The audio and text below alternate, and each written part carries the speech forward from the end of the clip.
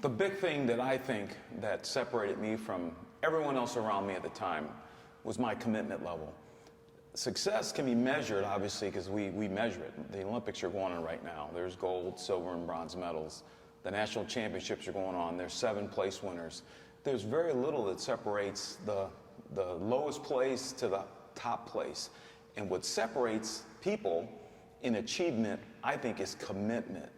So my commitment level was higher than anyone else around me. There was no one that was more committed than I was. So when you're committed like that, you start doing stuff that no one else is doing. Because you know, unless you learn, unless you have a coach maybe that is guiding you all the time, there'll come a point where you want to maybe achieve more than what your coach wants you to achieve. So how do you get to that place?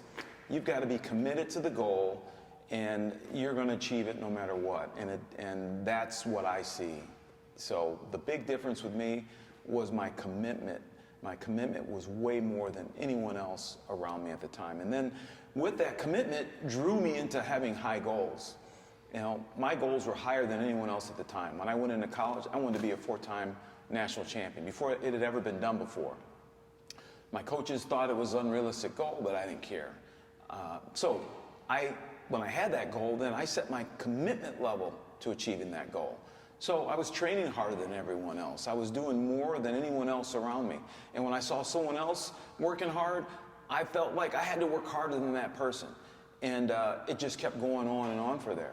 I think for any athlete that's listening to this, or any person in general, if you want to be the best, then you got to be the best in your environment.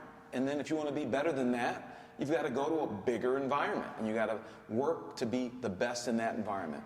You don't have to recreate the wheel. You just have to be around successful people and then decide that you want to be better than them. Nate Carr made a comment once. He came from a big family, a wrestling family, and he was asked a question about his great success.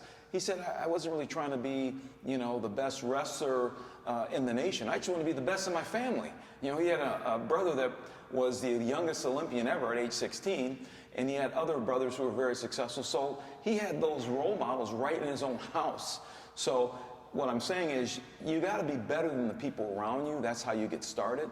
And you just keep picking better and better and better people until you run out.